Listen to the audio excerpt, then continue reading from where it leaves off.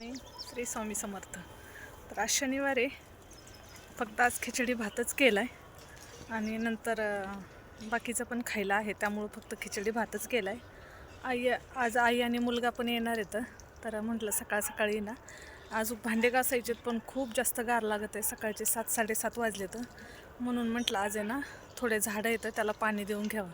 तर आता मी झाडांना पाणी देते. इतकं गार लागतं आहे ना, तर खूप जास्त थंडी आहे, प्रमाणापेक्षा जास्त थंडी आहे नगरमध्ये. म्हणजे भांडे घासायची पण इच्छा नाही, असे हात वाकडे होते, एवढी थंडी आहे. झाडं येतं पलीकडं पण येतं, सुकून चालले, तर म्हटलं त्याला पाणी द्यावा. तर पाईप काय तिथपर्यंत पुरत नाही आहे, म्हणून मी काय केलं आहे, इथं बादल्याने पाणी भरलं आहे आणि इथपर्यंतच पाईप येतो आहे. बादल्यात पाणी भरलं आहे आणि बादल्यात पाणी भरून मी आता पलीकडच्या झाडांना आहे ना पाणी देणार आहे. दाखवलं होतं हे ना मनानेच उगवलेलं पेरूचं झाड आहे, तर खूप सुंदर आलं आहे. इथं पण सीताफळं मनानेच उगवलेले येतं, इथं पण आहे, याला पण सीताफळं आलेत आणि छान असं बाहेरचा व्ह्यू झाला आहे. बघा हे ना गहू येतं, गहू आता मस्तपैकी उगून निघाला आहे बऱ्यापैकी. तर खूप छान वातावरण आहे आमच्या घरापसलं. हे पहा, एकदम प्रसन्न वाटतंय. उठलं का पण थंडी तर खूप जास्त लागते, त्यामुळं जरा नको वाटतंय. आणि घेते टाकून मी, म्हणजे कसं 7-8 दिवस आहे ना टेन्शनच नाही आहे. इथं पण की चिक्कूचा आहे, पण तो काय वाढा ना, 1-1.5 वर्ष झाले लावून, पण तरी पाणी देणं तर आपलं कामच आहे. पेरू आहे बऱ्यापैकी, छान असे पेरू आलेत त्याला. याला पण आता एक बादली टाकू आपण, म्हणजे कसं याचे पण 8 दिवस टेन्शन नाही आहे पाणी द्यायचं. हे पहा पेरू आले छोटे छोटे छोटे छोटे. आंबा आहे, हा तर आत्ता लावला होता. त्याला सांगितलं आहे त्या माणसाने घेतानाच की याला आहे ना थोडं थोडं पाणी द्यायचं, म्हणजे जास्त पाणी नाही द्यायचं, म्हणून आता याला एक बादली टाकली. 8 दिवस झाले टाकलं होतं, तर आत्ता टाकली. तर अशी छान कळी उमलली गुलाबाची. आणखीन पण याला कळ्या आल्या, आता खूप जास्त फुलं येतं त्याला. भगवं गुलाबाचं झाड आहे हे. छान नागापूरचा व्ह्यू दिसतो, ती पलीकडे MIDC आहे आणि मस्त छान प्रसन्न वातावरण आहे.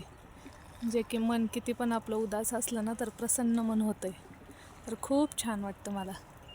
हे पहा इथं बादल्यात पाणी भरते, झाडांना पाणी देते. आता बादली घेऊन आज आहे ना खूप एका महत्त्वाच्या ठिकाणी जायचं आहे, एका महत्त्वाच्या कामासाठी. काय ते काम मी तुम्हाला सांगतेच, कारण लोक आपल्या पाठीमागं जर कुणी नसेल ना, तर खूप जास्त फायदा घेतात. तर मी आज तुम्हाला ते सांगणंच काय झालं काय नाही. तर मी आज कामावरून सुट्टी घेऊन जाणार आहे ते काम करायला. तुम्हाला पण दाखवेन किंवा संध्याकाळी आल्यावर सांगेल. बसवाला आहे, बस बंद केली, कारण महिन्यातून आहे ना 2-4 दिवस पण कॉलेज नसते, कधी ह्या सुट्ट्या कधी त्या सुट्ट्या. तर पैसे भरायच्या टायमाला दिवसातून 10 वेळा कॉल यायचा की पैसे द्या पैसे द्या. वन टाईम मी पैसे भरले सगळे 15,000 रुपये, आणि मी बोलले पोरगं 2 महिन्यात 4 दिवस पण शाळेत नाही गेलं, तुमचे काय असतील ते पैसे तुम्ही घ्या, माझे काय असतील ते मला पाठीमागं द्या, मला बस बंद करायची.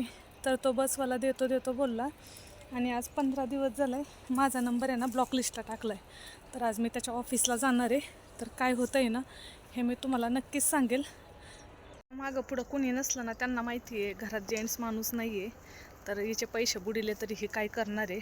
तर ऑफिसच्या नंबरवरून पैसे भरायसाठी कॉल येत होते. एक दिवस पोरगं कॉलेजला गेलं, तर दुसऱ्या दिवशी लगेच माझ्याकडून त्यांनी पैसे घेतले. दिवसातून 10 ते 20 फोन आले त्यांचे, आजच पैसे भरा आजच पैसे भरा, वन टाईम पैसे भरा. मी कसे ॲडजस्ट केलं आणि पोराचे पैसे भरले. गळ्यातलं माझ्या सोनाराकडे ठेवलं आणि 15,000 रुपये एका टायमाला भरले. नाहीतर बोलले पोराला बसमधून उतरून द्यायचे.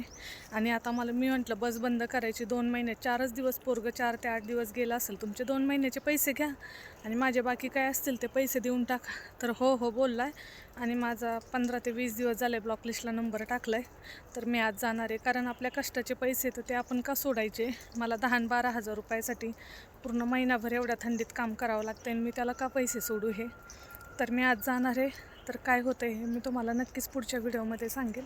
आपल्याला 1 रुपया मागितला तर आपण देत नाहीत, आणि अशा लोकांना 15 आणि 20 हजार रुपये जर सोडले आपलं ठीक आहे, अजून दुसऱ्या वेळेस अशाच माझ्यासारख्या ज्याला कुणी नाही त्याला परत अजून फसवते. तर मी आज ऑफिसला जाणार म्हणजे जाणारच. मला रात्रभर झोप नाही आली, कारण एवढे मोठे पैसे येतं म्हणजे खूप जास्त टेन्शन आलं आहे मला. टेन्शन तर नाही, पण लोकांची नीतिमत्ता कशी बदलते ना, पैसे घेऊस तर कसे बोलतात आणि पैसे द्यायच्या वेळेस कसे बोलतात, यामुळं मला आहे ना म्हणजे रात्रभर मी झोपले पण नाही आहे. तर बघते आता काय होतं आहे ते. झाडं आहे ना मनाने उगालेले आहेत. ह्या आंबा पण लावलेला आहे, म्हणजे कोया टाकलेले. आता जो आंबा लावलेला होता तो काय उगाला नाही. ही चिंच पण मनानेच उगालेली आहे.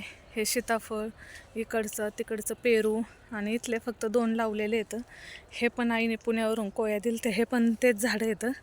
तर लावण्यापेक्षा आहे ना जे मनाने झाडं उगतात ना तर तेच टिकतात, मला तरी असं वाटतं. कारण माझा अनुभव आहे.